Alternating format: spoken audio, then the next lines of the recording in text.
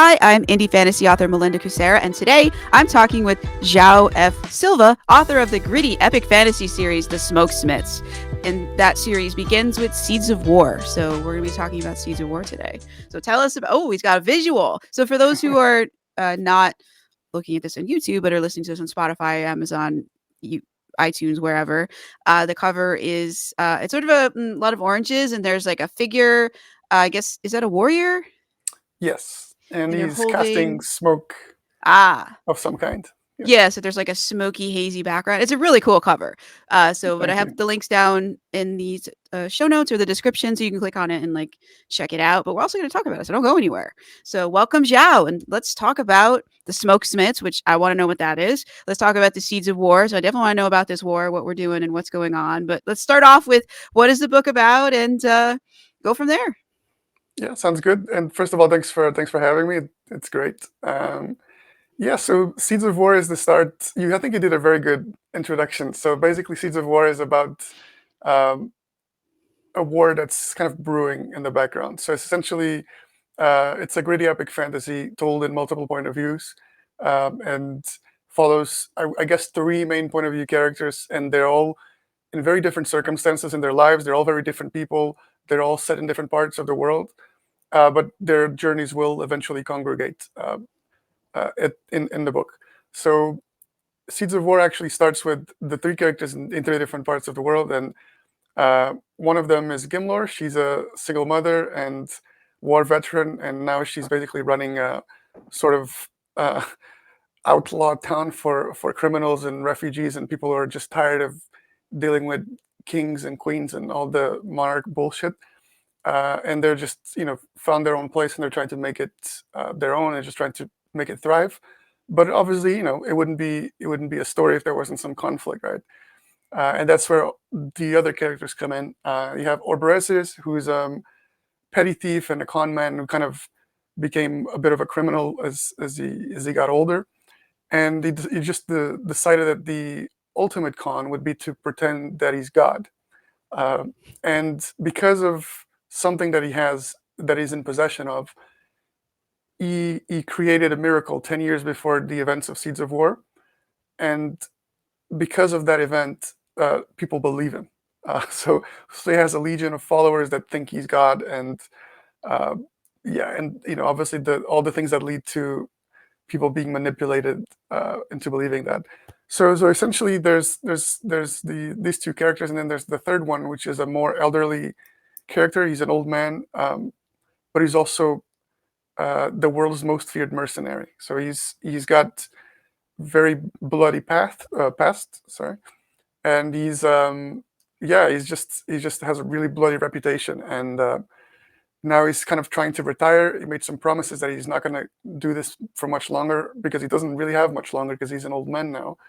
But it seems like uh, like Michael Corleone at The Godfather. When he's trying to get out, people keep pulling him back in. So there's all these three characters, and then obviously there's a lot of other supporting characters. And I don't want to spoil too much in terms of how these characters' journeys converge and how the story develops from there. But usually those are like the three main characters, and that's usually how the uh, overall how the story unfolds essentially. Yeah. Oh, wow. All right. Well, I'm going to try to get you to give up as many spoilers as I can because that is my job as the interviewer. And you, as the interviewee, are going to resist, but we'll get you to give up some. So we Fair have a enough. fun give and take, but only give up the ones that you want to. You can totally say, no, that's not a spoiler I want to give away. Fair enough. That's the game. So, and those are the rules. So Sounds now good. that we've heard about it, how about we go into an excerpt? And then, I got questions. So Sure. we will start digging out those spoilers soon. Sure. Yeah. Yeah, so go ahead and let's meet the characters. Where are we jumping in at, and which character are we meeting? So should I read the excerpt, like Yeah, the back cover blurb? Like I think I it's mean you kind of could. a Yeah, sure. Go ahead. You can yeah read the back cover blurb and then go right into the excerpt if you want. That's totally cool. yeah. It's your book. Uh, However you think is best to introduce us to the characters in the world, go for it. okay. So this is basically kind of a bit of a more punchier and summarized version of what I just described about the characters. So it starts with a tagline, which is, "He ran like the monster he was, and the smoke followed." And Gimlore is a single mother and war veteran turned crime boss set on protecting her family and her town. Orberesis is a petty thief pretending to be God to protect a terrible secret. Rednow is the world's most feared mercenary, but his best days are behind him, and there's one job left to do. In a world of dangerous monsters and devastating smoke magic, the seeds of war are being planted. Allies must be treasured and enemies defeated. So that's the back cover blurb. So maybe for the excerpt, maybe I can read just from scratch, like from the just the first page or two. Is that okay? Yeah, no, the excerpt can be as long as you like or as short as you like. It's totally up to you. It's whatever you think will best introduce your book to and the characters in the world to listeners. Okay, sounds good. I think I would start probably with chapter one in that case. No, it's totally up to you. We've had people read chapter 1, we've had people read chapter 4. It's whatever you think is best. You know your book, baby. Okay, all right, sounds good. So here's chapter one called Visitors, and this is the Gimlore's first chapter. It starts like this. By the time she was 10, Gimlore had already lost her parents to the war, escaped the king's smokesmiths, and learned to survive.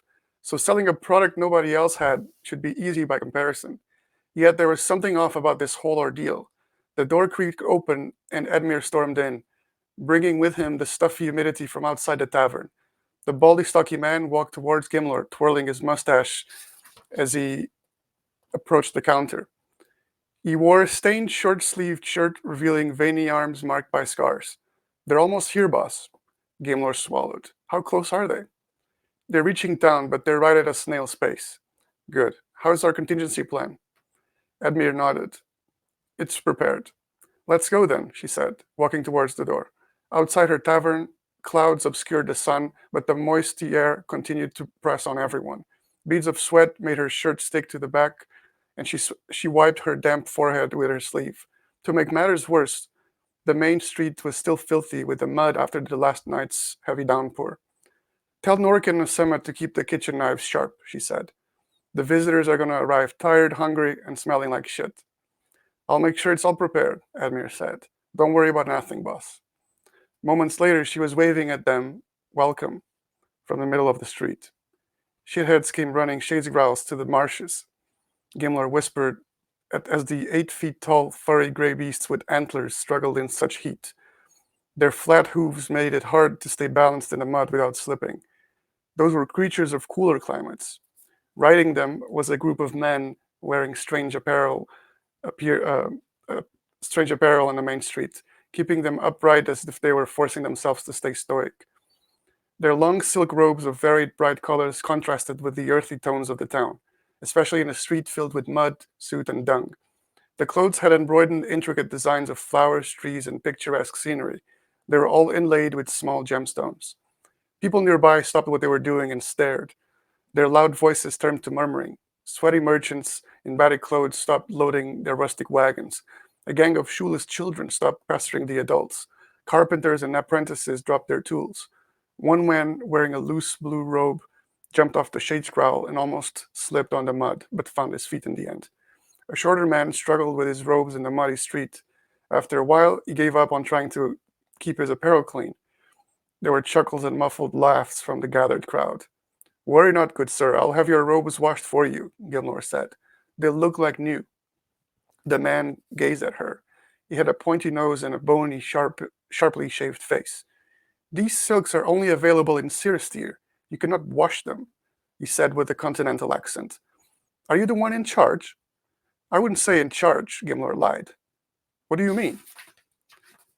Hellerond is a new little township, you see. We've only been around for 10 years, since the end of the Crimson Wars. Here everyone is welcome, but no one is in charge. We keep each other out, or we help each other out. I'm Gimlore. I'm the interpreter for Harold Bassa Akan, envoy of the kingdom of Siristir, the man said, tidying his robe and wiping sweat from his forehead. Two of the herald's bodyguards helped the large, tree-like man off his mount. They all had neatly groomed silky dark hair and brown light skin, lighter than hers, and wore cheaper green robes under studded chest armor. We've traveled on orders from His Majesty King Doemus of Siristir, the translator continued. We're an honor to welcome such venerable guests to our significant little town. Let me know if something isn't your style, and please forgive anything rude that my comrades might do or say. We're a little rougher than esteemed individuals such as yourselves." The translator murmured her words back to the Herald Akan, and he responded in a baritone voice. "The Herald thanks you for your hospitality. He says he's eager to discuss the matters that brought him in here. But first he needs a wash, a good meal, and some wine." Gimlore bowed again. "Certainly. Please follow me to my humble establishment. I believe my people are already preparing lodging and a bath for everyone. Of course, you're welcome to stay as long as you want." Gimlore walked into the Maiden's Hall, now nearly empty. The damn tavern had taken years to build, and she loved every creaking piece of solid oak floorboard, every greasy spot on the counter and dusty bottle stored behind it. She even loved the dank splatter on the door. It was dirty, but it was her dirt. After so many years bushwalking, she finally owned something. Her children got up from the chairs, smiling and waving, as the Siristir entourage arrived in a rare moment of innocence. Good kids, she thought, almost breaking into a chuckle. When she was their age, she couldn't put on a show like that. "These are Tinku and Tata," Gimlar said. She urged the incoming entourage to the stairs that led to the rooms above the tavern. "They're wonderful children. They would never hurt a fly." This is just the first scene. Yeah, so I think that's probably just a little glimpse of the town and the characters and kind of where the initial plot is going at first. So you don't want to read any more because Uh, yeah, how much should I read? Like, I mean, you can like whatever you think will hook people. If that's the whole first chapter, then let's do it. I'm okay, never gonna say no to hearing more. I'm an audiobook fanatic, and I love listening to books, and I'm really enjoying hearing authors read their works in these excerpts. So I'm always going to ask for more. It's whatever you're comfortable reading on here, and however much you want to share on the podcast is up to you. But I'm not. I'm always gonna ask for more. I'm okay, okay. So I'm gonna read some more then. Yeah, why don't we do the whole first chapter at least? Yeah, So we can okay, get like a sounds good. good sense of, what's going on. Sounds good. So I'm gonna continue then. Yeah, please. All right. So a few hours later, the Maiden's Hall was closed to other customers. Gimlor sat opposite to the Herald, who ate his supper in silence. Was he bothered by how poor or dirty the Maiden's Hall was? Or perhaps unhappy about having to eat the bastard stew? It was the best seller um, among her clients. It looked nasty, but it wasn't good to waste food, including deep fried lizards, calf liver, heart, bone marrow, and brain. Delicious. "The spices make you sweaty," she said, trying her best to entertain them. She tapped her foot on the floor as Edmure pretended to dry the glasses and plates. Nork and Osema were on alert. They had come a long way since the Crimson Wars. The first had adjusted well enough to his new job as a hand, but he still relied on his twin for some of the kitchen work. Everything she was doing here, all her business dealings, was for them. And Edmure and her kids, everyone. By looking after her own interests, she was taking care of those around her. She might as well get down to business then. A little smooth talk first.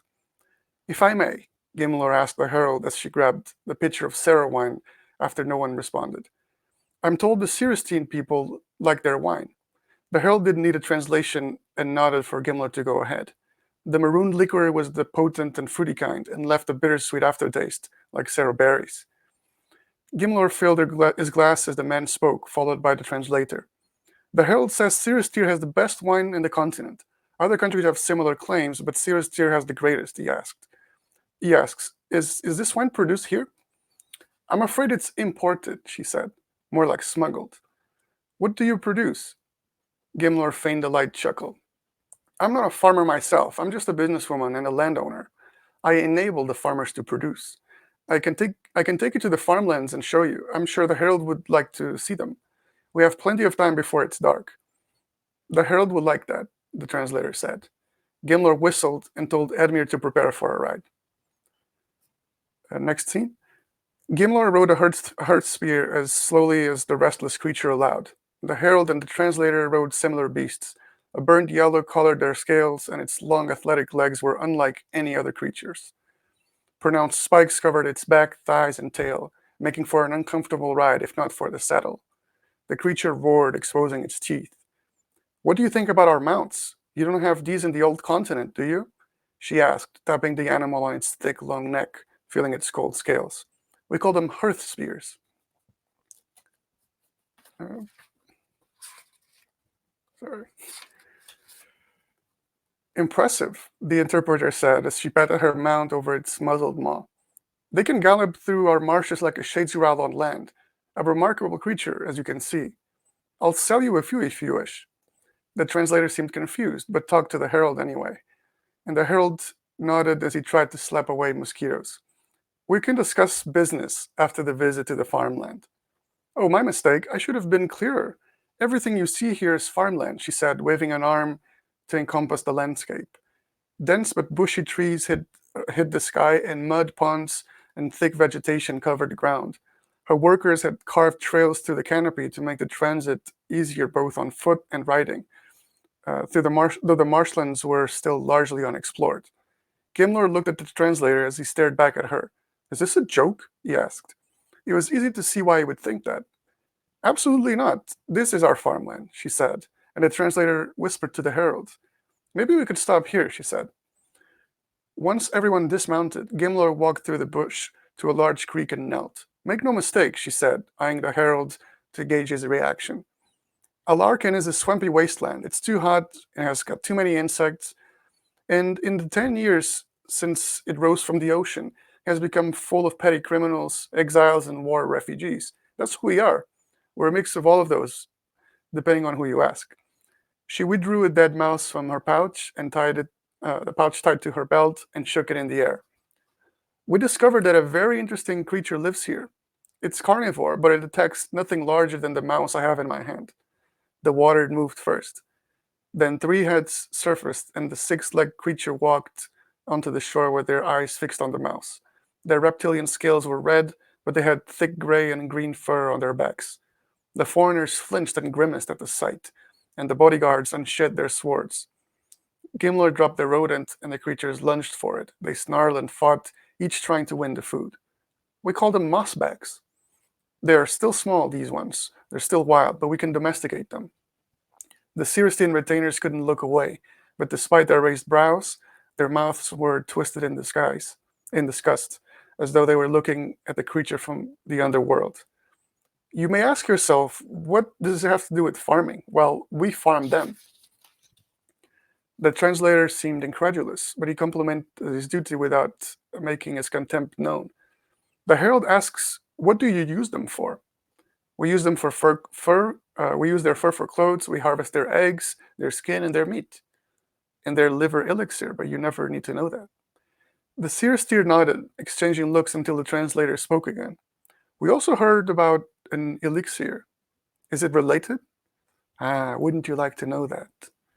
Gimlore opened her pouch and produced a small vial with transparent liquid inside, and held it for the herald to see. You mean this? I'm afraid I can't reveal its secrets, gentlemen. The strangers leaned forward, their eyes sparkling as if they had found buried treasure. They had come for this. She had to be careful.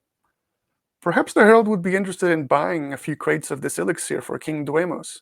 It's a very rare product, and I'm taking bids from royal buyers before I hear from merchants. And I'm jacking up the price damn sure for you. The translator looked at the herald. A demonstration would be good. How does that work? I have never tried the elixir myself, Gimlore said. I'll never try it, may the gods help me. I don't want to get addicted to it. But my men have tried it, and I'm going to let them show it to you. Edmir? Edmir nodded and moved forward. Edmir drank some elixir a few minutes ago. It takes a while for its effects to kick in, but when it does, Edmir roared and flexed his muscles, his veins swelling. Edmir approached a boulder that was probably 4 feet wide and hugged it. He strained but lifted it and threw it at least 2 dozen feet. The translator gaped at Edmir. Edmir formed a fist in his right hand and crashed it into an enormous tree trunk. When he pulled his bloodied hand back, he exposed a massive crater in the wood. Strength, bravery, and fast healing. That's what my elixir provides to those who partake. Who wouldn't want their soldiers to possess such attributes? The translator spoke with a herald in urgent words. Gimlore waited, knowing this had almost certainly warranted her a new client. They seemed excited, like fish swimming to a worm. and they bit the hook, so it was time to reel them in. Yeah, that's the end of chapter 1. No, that's a great place for us to stop. That we are ending on a literal hook. Yeah, literal hook. Yeah, I like exactly. that. Feel like we came full circle Yeah, in a way, but all right. So yeah, I've got exactly. questions. All right. So what is smoke magic and what are the smokesmiths? So essentially, the smokesmiths are the magic users in the world, and essentially, um, the smoke magic is essentially the people can burn specific herbs, um, and the smoke that these herbs produce is not like regular smoke. It's a different kind of smoke that instead of just dispersing into the air, into the atmosphere, actually stays and follows people, follows the smoke users. And when they inhale the smoke, it activates their lungs, and then from their lungs, the properties of the herbs spread into their body, and they get certain powers, like enhanced speed or enhanced, just enhanced senses in general, strength, speed, power, like all those things. And then certain smokesmiths, not all of them, uh, they might have special abilities that they can discover and develop at some point. So that's essentially how the smoke works. People um, discover through very rough way if they have powers or not, if they're able to breathe the smoke without dying, essentially. So it's quite a risky endeavor to find out if you have powers, if you can breathe the smoke successfully. And yeah, so that's how they find out. And not everyone likes to see smokesmiths because it's such a devastating power, and it's such a devastating way to find out if they have the power. So it's definitely one of those magic systems where using it actually has a almost negative effect on the user as well. So the user is actually sacrificing a lot when using the smoke magic, because the smoke also burns their lungs. So if you use it for too long, and for long periods of time across many years, then by the end of your lifetime, you're going to be completely destroyed internally in terms of the lungs. And yeah, so it's they have to really think carefully when they use it, and they obviously they can be used as well as like tools of war, and depending on who they work for. But yeah, so that's usually how the smoke magic works. That's really cool. That's pretty unique. I haven't heard anything like that. And I think I've done about like 18 interviews so far. That's very unique. It's a very cool system. Like Thank I you, don't think I thanks. have anything like that in my epic fantasy books. Yeah. I think I have It's more funny because traditional. the inspiration that I got from this was from the very it's very random. It's like from a lyrics from a song that I was listening to from a band called The Sword, and I was paying attention to one of their albums. I think the album is called Warp Riders, and one of the songs was talking about something like sacred smoke. Hmm. And at the time, I was coming up with ideas for like things like magic system and stuff like that. And I had read a lot of the more famous magic systems like the Mistborn, like which is it's not smoke, but they ingest the metals in a Hmm. in a in a liquid solution.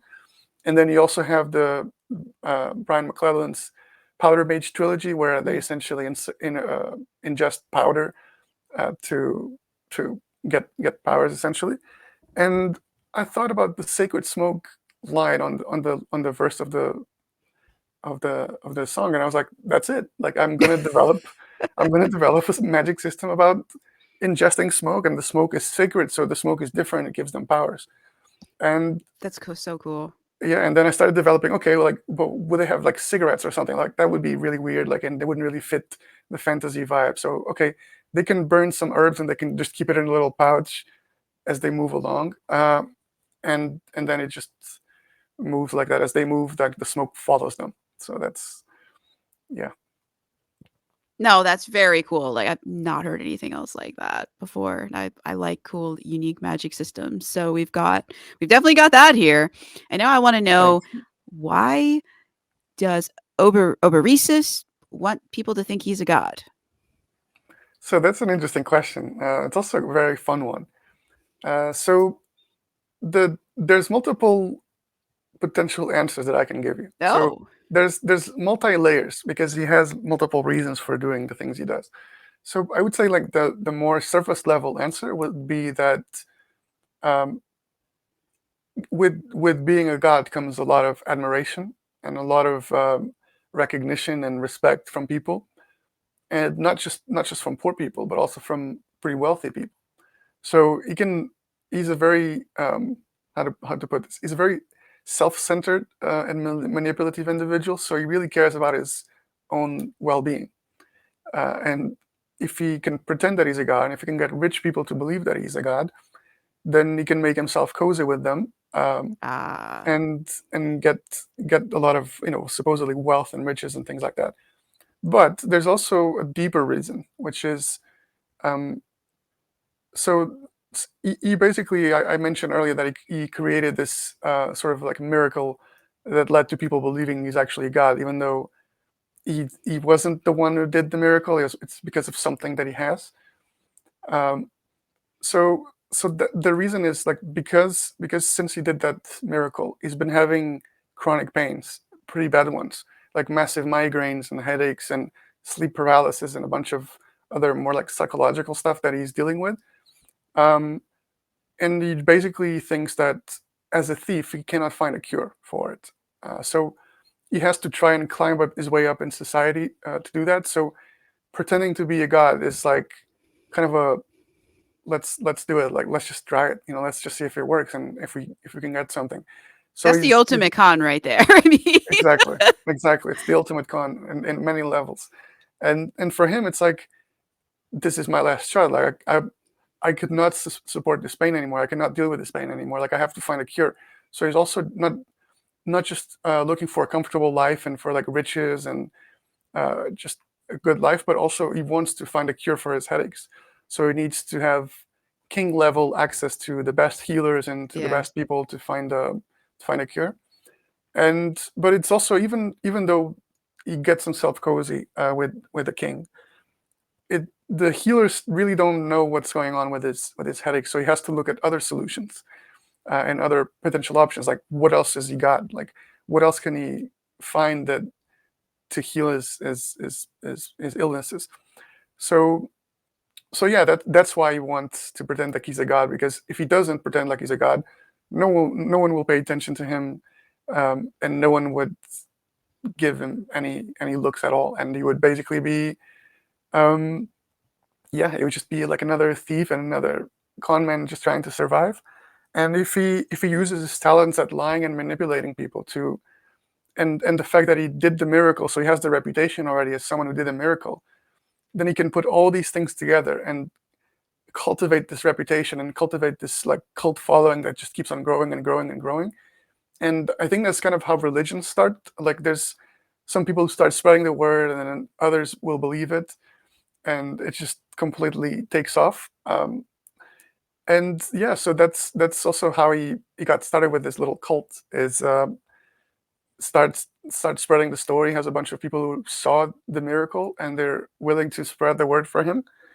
And yeah, that's how he's been lying his way through things for many years now. And it also offers him some measure of protection because his enemies are not going to take on a god, especially not one that has a cult following and is probably never alone or Exactly, rarely. So, what exactly. is this miracle? Or is that a spoiler and you're not going to share it? No, I mean I can explain what the miracle is. So basically, there was something called the Crimson Wars 10 years before the events of Seeds of War. It's already mentioned in chapter one, like pretty briefly, but it was a kind of like an equivalent to like a world war. So like all the countries were fighting each other in different alliances, and there was also hordes of monsters invading from the south and from the north. So the whole world was just like drenched in blood at the time.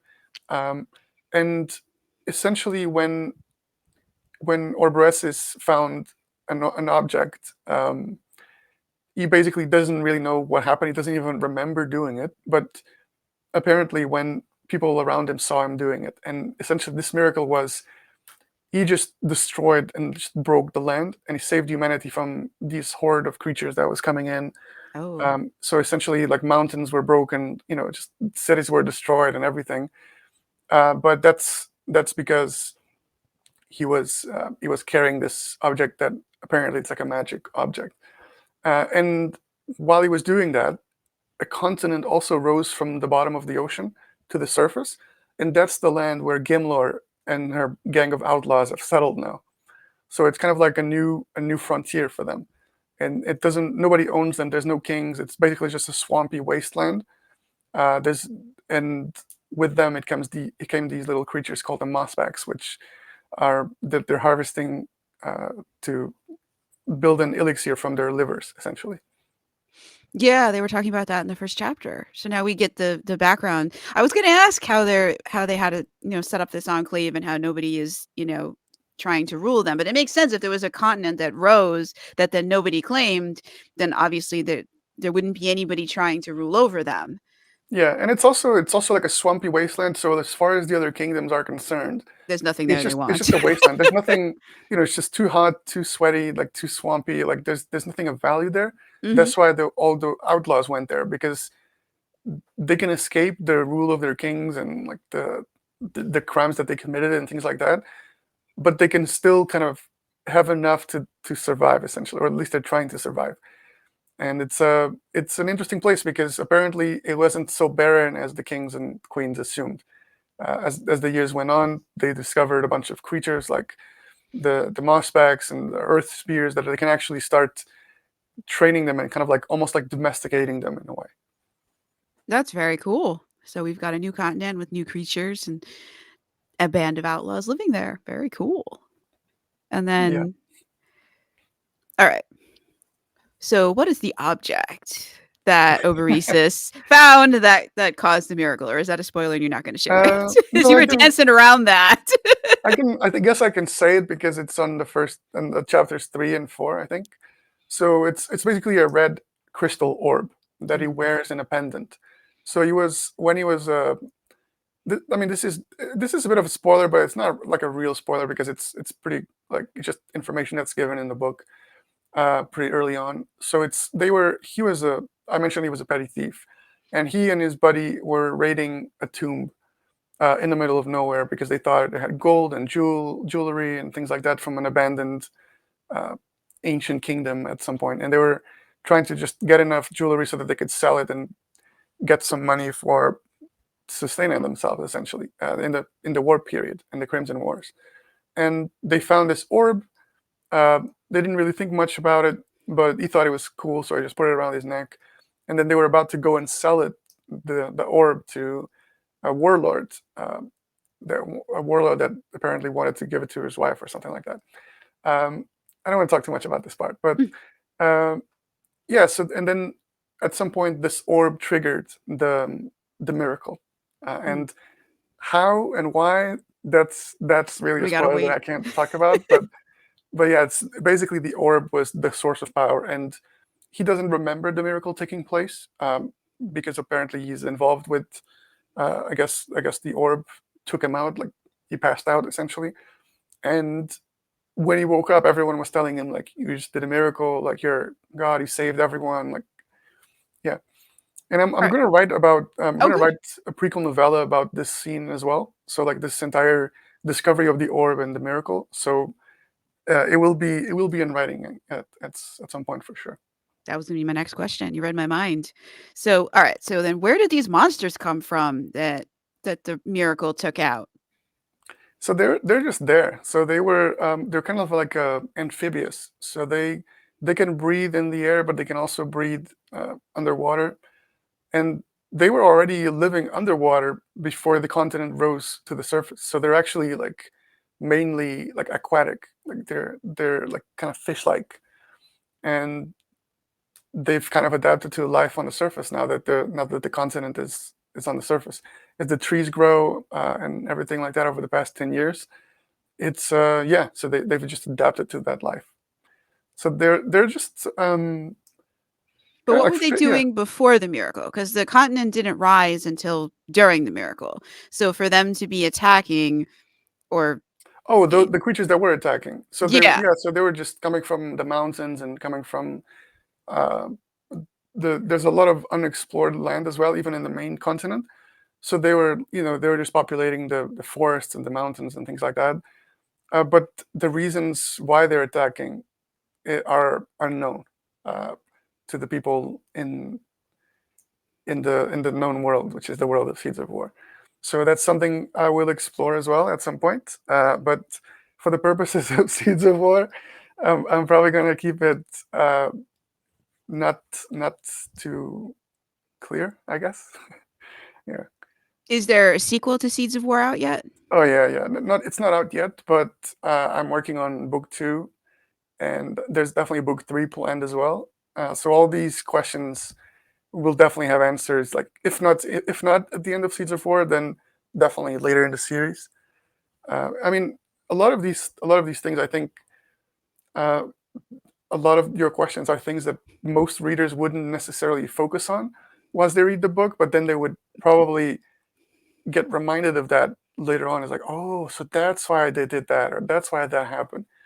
So it's kind of it really is just a first book in a series, right? Like in the Hmm. sense of it's kind of like opening up the world, like letting the characters develop at first. Like I'm not too concerned about the plot until maybe like five, six, seven chapters in. Like I really want the readers to come in like with the sense that they know the world in the first few chapters and they understand the characters.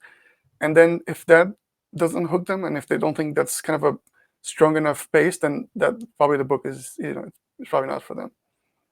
I see. So this has a slower start, Yeah, so I we can think get to know the characters before you start tearing apart their world. essentially, yeah, that's pretty much it. Yeah. So I would say that the first half of the book, uh, it's kind of hard to say, but some of the reviews have said it's more of a slow burner. Other people have said it's like medium pace. The second half of the book is definitely more fast paced and definitely a lot more kind of like all the plot threads that I opened up in the first half. They're all come and they're all closing and all kind of uh, developing. I would imagine, or I would hope so, in a satisfying way.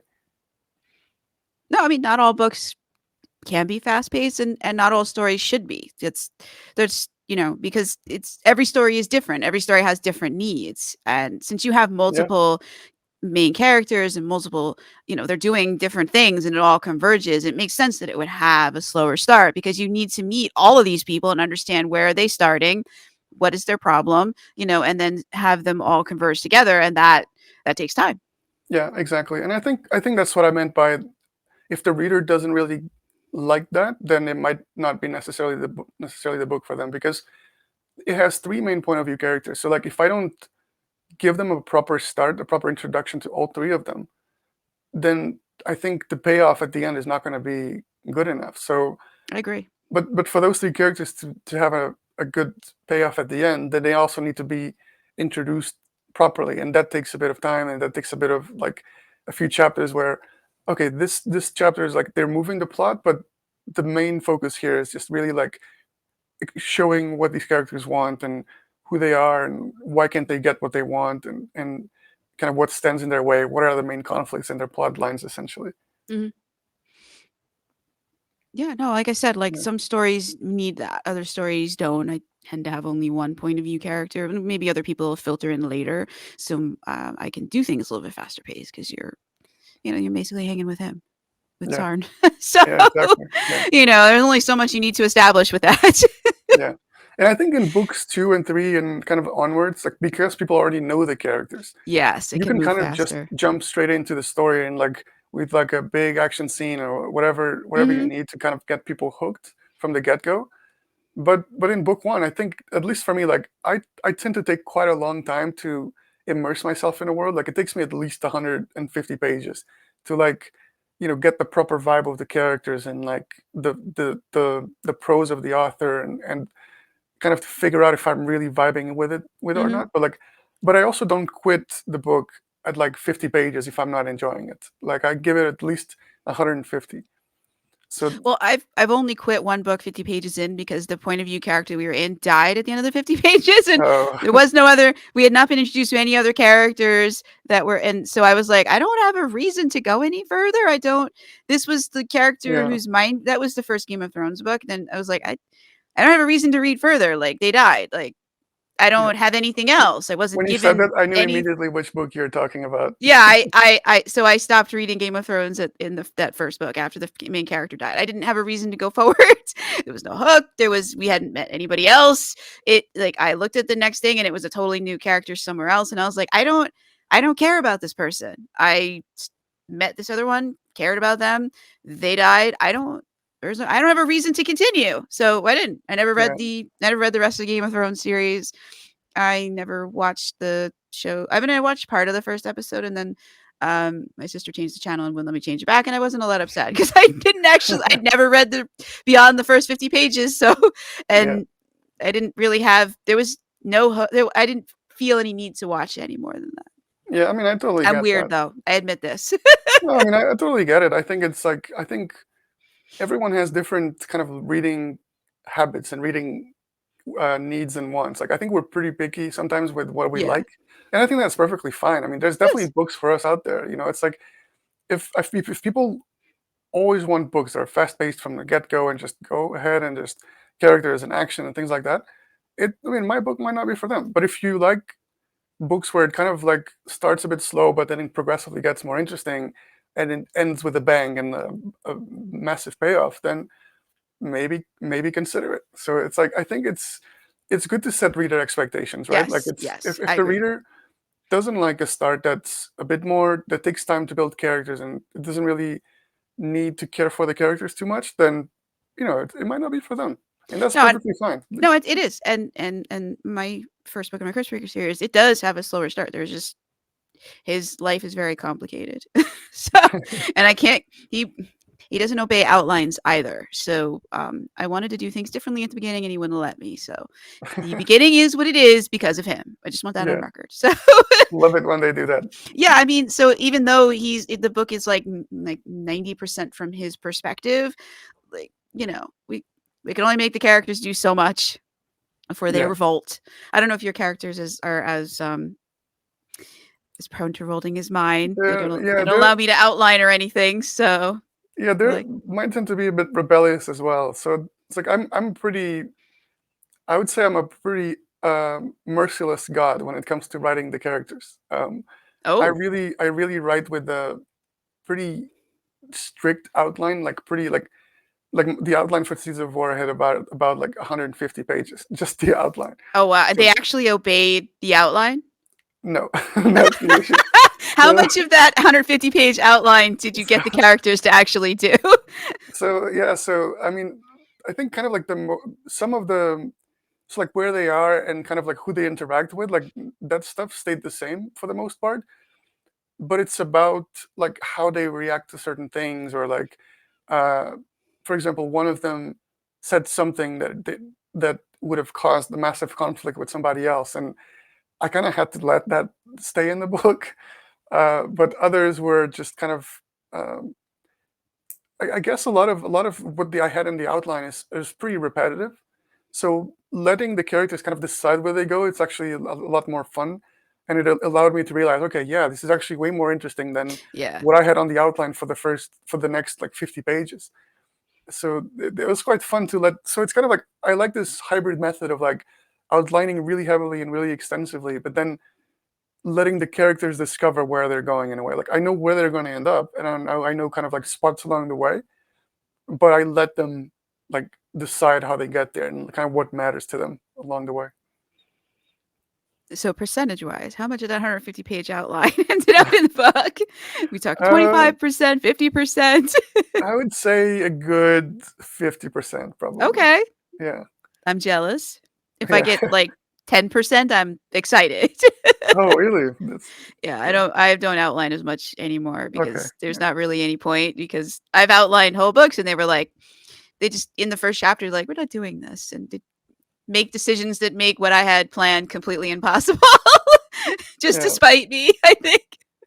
So that's awesome that you got 50% out of them. That's an accomplishment. yeah, yeah. But to be honest, a lot of it also changed with editing. Like I realized, like, yeah, the characters wouldn't really say this or like do this. Like as I'm editing or like self-editing, I'm realizing like, yeah, like why did I even outline this? Like it doesn't make any sense. Like and then sometimes it's like a little plot line that I have to like a subplot that I need to cut away because it's like it doesn't really lead anywhere, or it's kind of hard to close out in a satisfying way. So a lot of these things that I had outlined, just I ended up just like tossing away pretty much. No, and Yeah, and always to get to the end of the book are totally cool, totally acceptable. There's no one way to get your characters from point A to point B. exactly. Yeah, like, But there are many ways that they can change your plans, get in your way, cause you drama. yeah, yeah, That's absolutely. Yeah, that's the real fun of being an author. You have to deal with all of that. yeah, And readers, you just get to enjoy the ride. You have no idea how much blood, sweat, and tears and begging that we have to go through to get the characters from where they start to where they're supposed to end. yeah, absolutely. Yeah. And for me, it's like the as a reader, like, and I think I'm not sure if I'm the only one. I'm sure there are other readers like me. But like, I really care about how the book ends. Like for me, it's like even if I really enjoy a book, if the book doesn't end in a satisfying way, it doesn't I don't close it and feeling like super like pumped up or super excited or intrigued, then it's kind of a down for me, like a downer for me. Yeah. So like I always write my books thinking about how epic I want to make the ending, and then everything kind of builds towards it. So it's like everything I so like every little thing that the characters say or do, or every step along the way that they walk is building towards it in a way, one way or another. And all the subplots as well. Like it's like even a subplot that doesn't seem like it's related in any way to like the main storyline. Like there will be a relation, and they will be related to something at the end, or at least it will have to be.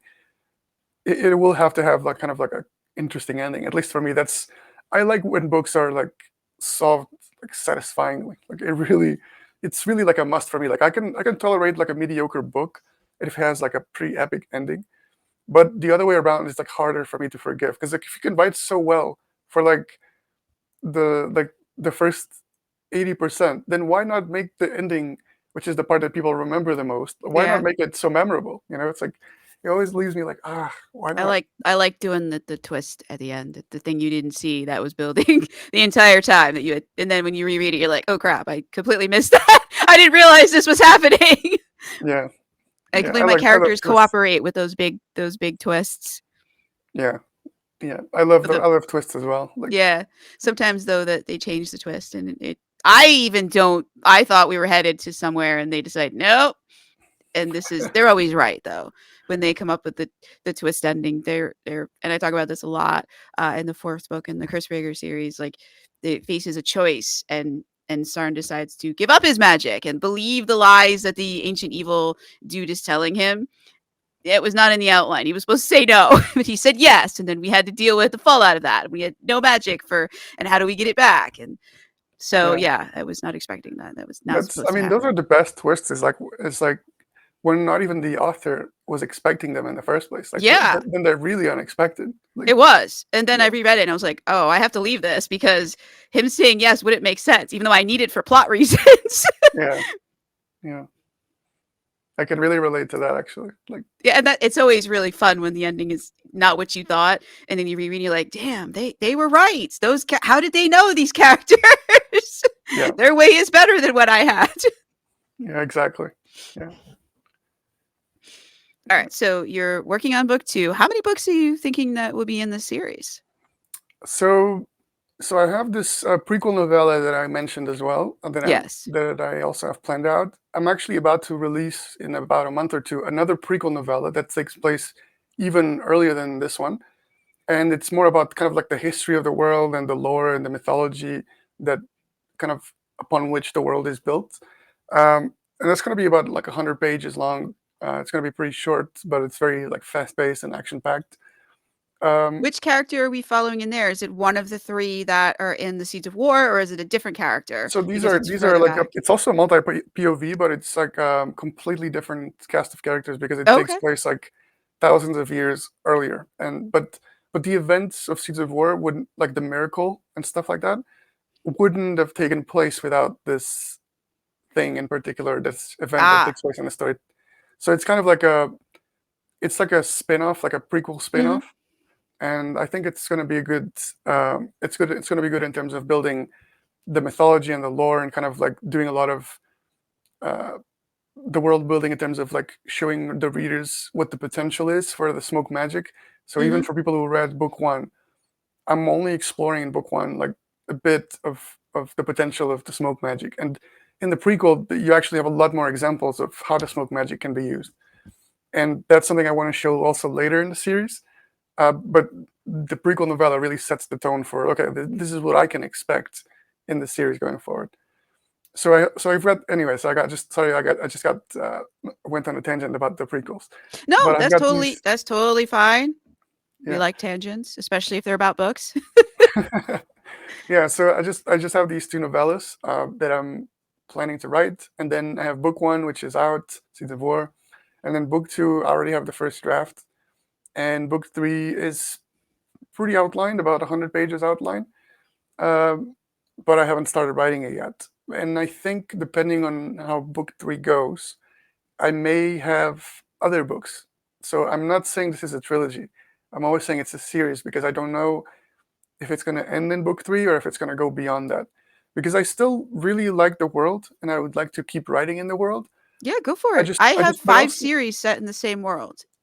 I mean, yeah, Almost all of them are the same time period too, in the same yeah, country. I think that's, yeah, I mean, that's awesome. And I think that's how I probably would write, like maybe with different characters and like different kind of like they're doing different things. Yeah, different But aspects of the world, different aspects of the magic, different aspects of yeah, your world especially sounds like really big with a lot of interesting stuff. So it sounds like you've got the right base for that, which is great. yeah, yeah. And there's, I mean, even in Seeds of War, like, I mean, if I, let me see if I can show the map. Sure. Um, so it's it's pretty hefty. It's a pretty big map, and Seeds of War only takes place in like three locations in this entire map. So So, oh, sorry for those who are listening. The map has two continents. One is like really big and kind of shaped like China with some peninsulas swooping off. But that's swooping. That's not a good word. Curving away. yeah, Um, yeah, and the other one. What would you say that looks like? sorry, I don't know what it's, but yeah, this It's got is less. Okay, so it's like somebody took the U.S. and like squashed it, squashed it down to be smaller than the other one. Yeah, so that's cool. There's a lot. There's a big map to explore in future yeah. books. And I think even if I, how do I say it? Even if I don't end up finishing this particular series, I might do other series set in the same world. So like I think book three is gonna, it's gonna really expand uh, the map. Like book two already is going to already expand the map quite extensively in terms of the parts of the world that people can see. But book three is going to be even more than that, and I think the book's going to be pretty long. So this one is about 580 pages, and I think book two is going to be about the same length, and Mm, book three is going to be probably bigger because I need to cover a lot more ground. There's going to be more POV characters probably. So yeah, like I said, it really depends on how I'm able to conclude the story. Like, if I think there's still kind of more story to tell and kind of like the scope can expand even more, then I'll probably write a continuation, like book four, maybe book five even. But I would have to have a pretty good reason to do that. So like the plan right now is for three, just a trilogy, and then maybe like other spin-off series or like spin-off novellas, like about a specific character that gets like isolated and then goes a different way. But the character's already familiar with this. Sorry, the reader's already familiar with the character, so maybe they'll be interested in following him. So yeah, there's a lot of potential here to just keep writing in the world. And to be honest, that's something I want to do. I want to keep writing in this world. Like I'm comfortable with the world and the smoke magic and it's the creatures and and the it's smoke magic is very unique. So if you weren't going, I was going to be like, hey, you should think about that. That's a cool magic system. That's not I've not heard about anything similar. yeah, and it's got a lot of potential as well. Like the fact that each person can have a different ability, like Mm. with smoke magic, then every time a new magic user gets introduced, then you can just go wild with them. So it's there's a lot of potential to write new stories, and yeah, I'm probably going to keep writing in this world for quite a while. No, that's very cool. That is awesome. And so you think book 2 might be out next year? Yeah, I would say definitely next year. So the prequel novella, if I'm not behind on my schedule, should be out in August or September at the latest. Um, and then I will from that point on. I'm just gonna keep working really hard on book two, like get it edited, get it proofed, like just making sure that it's a good book and it's like just a good follow up to Seeds of War. And if I'm able to do that, then hopefully, like I'm hoping January or February of next year. But that again, like that really depends on how successful my self edits are. Wow. No, and that's no, that's cool. So then there'll be the novella, books 1 and 2 out at that point. Yeah, Well, that's very hopefully cool. that's my goal. Like I wanted to at least with the novella I could do a book every 3 months, and then the novels are like 6 months apart. But I mean, obviously, I might not be able to do that, keep that pace going forward. But that's what I would like. I mean, and then I have some time to work on book three, and or maybe like release another novella in between, so that my readers forgive me for not taking too long to publish a book. But yeah, that's the plan, is to have like 2024 to have at least three books out. Yeah. No, that's very cool. I do about 3 or 4 books a year. It depends on my work schedule. So I am not a full-time author. I am Yeah, just a that's awesome that part-time you can one. write that much, and like even with a day job and stuff. Because for me, yeah, it's with the day job, it's very hard to write and like keep a pace like that. I just write an hour a day. I try to get at least 1 hour a day. And like I said, the characters are very vivid, very three-dimensional, and very vocal about what they will and won't do. And right now, certain characters want their own trilogy. Told them, no, this is a one shot. You have one shot to tell your tale because it relates to something else in another book, and I don't want to do all kinds of flashbacks or like I was like, yeah, well, you'll see it Yeah. from the other characters who are in that book's perspective, and some of it will be like, okay, what's going on here? And you can read the book with the other characters, and they can show you what the heck, why we're summoning four gods and what's going on with that because the other two characters are not interested in dealing with that. So we'll Yeah. just do it in a separate book. They're not getting a trilogy. I say that now, but then like 6 months from now, I Yeah. might In change. 6 months, you'll I'm, change your I mind. might, I might find that the characters have convinced me that I'm wrong about this. They're trying real hard, but I'm Yeah. not going to say who they are, so Yeah. y'all can wonder. And you're also a part of SPIFBO, SPFBO9. That's how. And by now we've done about 18 or 19 interviews, so I think everyone knows what that is. But in case this is the first time listening to this particular show on this channel, SPIFBO is short for self-published fantasy blog off, and this is the 9th year. They only allow 300 fantasy books to enter, and you have to be a fantasy book. There's got to be magic, and that's got to be the main kind of thing. And they have 10 blogs that they divide up those 300 among. So every blog gets 30, and they choose, I guess, their semifinalists, and then their finalists, and then there's from those 10 finalists they choose the winners. So that's Yeah. where, And yeah, I just entered. I'm trying not to have really high expectations for it, because I know it's a lot of luck involved. I would say, like, yeah, landing a blogger that really likes the type of book that you write, because we all know, as fantasy authors, like even within fantasy, there's so many mm-hmm, subsects. Like some people say, "Oh, but you like fantasy, you're gonna like this book." Well, I would say Game of Thrones is pretty different from Sarah J. Maas. yeah.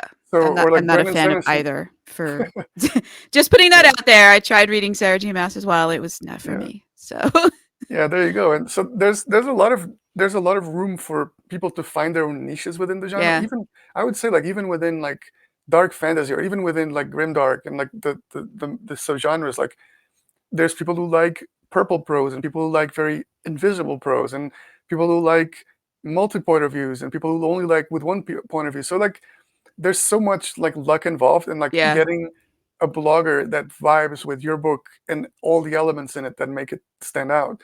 So it's a lot of luck. It's like, It I think it's, is. yeah. It is. And I have no idea. I'm purposely not looking up anything about the blogger whose cohort I ended up in because I don't want to have any preconceived notions. I'll wait to see what they say in a few months because on the line of epic fantasy, I'm not. Some books get towards the dark fantasy line, but mostly I'm on the other side of that line in the noble bright area. Um, Yeah. with some humor, because why have a world with wacky magical things if you don't poke fun at it? So I can't, Yeah, I can't resist. So I'm not on the gritty side. yeah. I've been trying not to follow, but I end up um, sometimes going to look at the blog to see if there's any new reviews coming. Or but I think there's so many people really active and really following it that if I were to be like in some way like selected to be a semi-finalist or something like that, I'm pretty sure people would tell me. So I Mm. wouldn't go and look for it, or at least I don't think I would need to go out and look for it. So yeah, it's just I think the healthiest way to approach it is just like no expectations whatsoever, and just like I'm just thankful to be involved Yeah. in it, and like getting to meet people, getting to like right now talking about the book because of the occasion of Spiffbo, and it's I think it's just really fun to meet new authors and to just be involved in the community. I think that's really a lot of it is really fun. No, I totally agree. Like, I only started doing these interviews because of Spiffbo. It was like, well, I've got this blog, and I'm curious about other fantasy authors' books, and other people will be too. So, why not use this as an opportunity to meet other authors, hear them read their books, and put them out there to listeners or watchers, as is the case on YouTube, Yeah. and hopefully that gives them some visibility. Yeah, I mean that I think it's a great initiative, and obviously, like if you have a channel, then it's just great content. I think Yeah, not no, I to have definitely have a channel.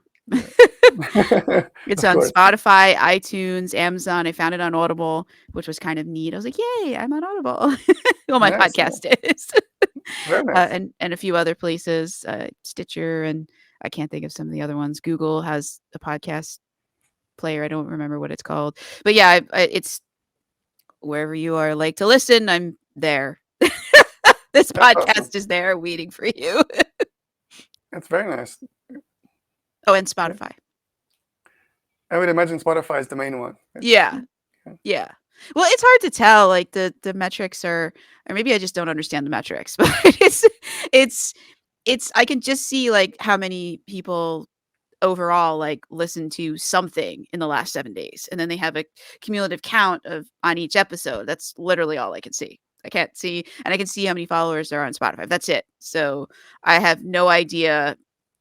I that's all I have. I don't have any other information, so Okay. it makes judging things hard. And like, I put out one episode, which for 4 months no one listened to, and then suddenly it, like, yeah, it was this huge, like, that was one where I was ranting. It's the episode titled was like what lies beneath the Cursebreaker series, or something, I called it, and it was just me like ranting about some this first. I did not like, we have some old pagan gods who were overthrown way in the deep past, and there's a couple of them that had like shown up in stories, and then like suddenly there was this ex god of history, and I'm like, wait a minute, I accounted for all the time gods already. Who are you, and where did you come from, and what do you do? You don't fit into the magic system neatly. Like, what do you? Yeah, so I was really annoyed at that because I had to figure it out, because they just showed up in a scene, and I'm like, wait a minute, where did you come from? Then what do you want? Right. Why are you bothering this character? I have things she needs to do. You cannot divert her onto something else, you know? Yeah. So it was, and then suddenly there was just all these like Yeah. listens, and then it's been listened to like every day since then. So That's like, I awesome. do not understand podcasts. The I don't understand the metrics or how people find these things. Um, I so think it's a yeah. bit like book sales, right? Like you never understand what moves book sales. Like at least Yeah. for me, it's still a mystery. Like I've tried running ads, not running ads, posting on social media, not posting on social media, Same. and it just seems so random. It's like I just decided like whatever I do, like I can't possibly even start to control sales, right? The Yep. only thing that I've noticed that actually has a bit of an impact in sales is like if I have big booktubers showing my book like on screen like this, like doing something like this. Apparently, this leads to like a few sales, like every single time people do that. But I imagine it's like you just can't control it. Like you just gotta hope No. for the best and like be prepared for whatever comes, and like whatever people want to, whoever wants to buy it, they'll buy it. Whoever, in your case of your podcast, whoever wants Mhm. to listen to it will listen to it. And that's about it.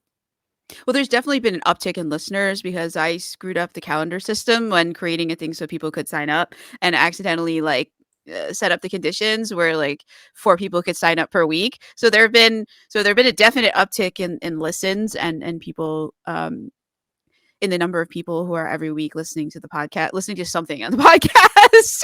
Right. Because I can't always tell what people are listening to, but I could see that the number is of people who have downloaded or listened to or stream, whatever the heck they call it, has increased. So that's Right. cool. So That's awesome. That's already yeah, growth. there's definite interest. And I do tell I always put it in my newsletter, and I do have this set up. This series, Fantasy Lore and More, is set up as its own podcast on YouTube as well, with its own separate playlist, separate from anything else that I do on this channel on this podcast. So, and that's getting like listens, That's awesome. from what I can figure out. That's really So, cool. yeah, That's I'm not an you're analytics person per se. Um, that's pretty cool. yeah, and That's I'm just trying to do my part and like um also just love hearing about fantasy books. So I would do this even if no one was listening because I'm just having so much fun and I love hearing authors read their work. So but no, people are listening and I can't tell if they're clicking. Like there's like I don't have any information about that. So I hope people are clicking on the books and checking them out and getting finding a new author to read, but I have no metrics on that. So it's just yeah, right now it's a it's hope and a hard. prayer. So Yeah. I think for me it's like I also just like talking about the book. I never thought I would have people asking me questions about the book, like right? Like I genuinely never really thought that people would be interested. And now that people are asking questions and like they're asking questions about why are they doing this or like what is going on with that, like what's the deal with the magic, and like I think it's really cool. And like it's even if it fun. was like 3 a.m. right Yeah. now here, like I would still be like willing to talk about it because it's like it's just so cool. Like I've never really had that opportunity. Like most people that I know, like in my life, they don't really read fantasy that much. I'm like one of my only. There's only like one or two friends like around me that actually read fantasy books. So I have to talk to them specifically about Yeah. books and geek out about stuff. But geeking out about something I wrote, like the fact that people are actually interested in asking questions, I think that's awesome. So And they're total for me, strangers. Like I didn't know exactly, you before you showed up in StreamYards and added you to the stream. So yeah, I was a total stranger at the beginning of this, and I exactly, was yeah, interested and curious. yeah, exactly, yeah. No, this has been awesome. Is there anything else that you want to say about Seeds of War or the Smokesmith series before we wrap? Just like a little, just reminder. Sure. Basically, it's like it's an adult epic fantasy, so it's you can expect a lot of kind of cool epic fantasy stuff like battles and fights and magic. But it's also, I think, it's also a pretty good balance between being character driven and being plot driven, and there's also a lot of focus on the world building. So I think it's at least I strive for it to be quite a balanced book, like for all elements of the book to be quite balanced. So I think uh, no matter what your taste in epic fantasy is, I think most people would find at least something enjoyable about it. So like some people have said, "Oh, it's quite dark, but it's okay. I like it. It's not that dark." And then other people say, "I didn't find it that dark at all." And I'm used to reading really dark books, and your book is basically like not really dark. So I guess it's like for people who are super into really, really dark books, it might be on the lighter side. And for people who are not very used to dark books but maybe want to give it a go, then my book is like kind of like probably on more of the darker side, but still pretty palatable compared to what a lot of books that are out there. Wait. So I Uh, got a question to put this into context for people. So if we compared the Seeds of War to Game of Thrones, who's darker? Who's I think Game grittier? of Thrones is darker. Um, yeah, I think the comparison with Game of Thrones is that it's so Game of Thrones is like it's also epic in terms of the scope and the points of views, and it's quite gritty and dark. I think I also have quite gritty and quite dark scenes in the book, but I think Game of Thrones came at a time where shock value was really like something that they were striving for. I mean, you were just talking about killing the main character 50 pages in, and I think George Martin really wanted to shock readers and get people to talk about the book from the shock value perspective. You know, all the incest and all that stuff. Like, I'm not really focused on shocking readers and like getting that shock value and like, like sexual assault, that kind of stuff. Like I don't really do any of that stuff. Like I like characters who are, I think, realistic in terms of the way that they act and the way they talk to people and the way they think. And they're not necessarily the best people. Like I wouldn't want to have coffee with them, probably. Uh, So but if you were if you were in a locked room with your characters, you'd be like trying to get out. probably because I know that they're knowing them. I probably would be like, if they even pay attention to me, it's they don't want to do nice things to me. So yeah, so like I would like, in a sense, like I like when characters are not necessarily the best people, but at least they're compelling and they're very interesting to follow. And that's usually how I like to read about characters. Like I don't necessarily need to find a character like super like care about them on an emotional level. It's more about like, do I find them interesting? Do I find them like, do I want to know what they're gonna do next? What's their next move? And I think yeah, I think that's pretty much what I'd like to also apply with my book. It's like the characters are, they're not great people. Like I mean, they care about their own people around them, but they're not Mhm. necessarily like nice people. So but I think even for readers who are used to characters that are very like likable and very empathetic, um, I think they would still find qualities to like in these characters, even though they're not necessarily the best people in the world. I think they also have all redeeming qualities. So it's and That's that's what I mean important. by, yeah, and that's what I mean by saying that it's dark, but it's not that dark. It's because they're not full on villains. You know, they're more like on the anti-hero side of things. Yeah, No, that's cool. I like the hero side. It's less complicated. yeah, yeah. but but then I can poke fun at my world because it's on the lighter side. But yeah, I no, mean, there's this is nothing wrong with that. I yeah. like Noble Bright as well. I just figure life is depressing enough. When I read, I want an escape. You That's a know. very valid point. 100%. Yeah. No, this has been fantastic. Thank you so much for coming. And, you're welcome to come back anytime.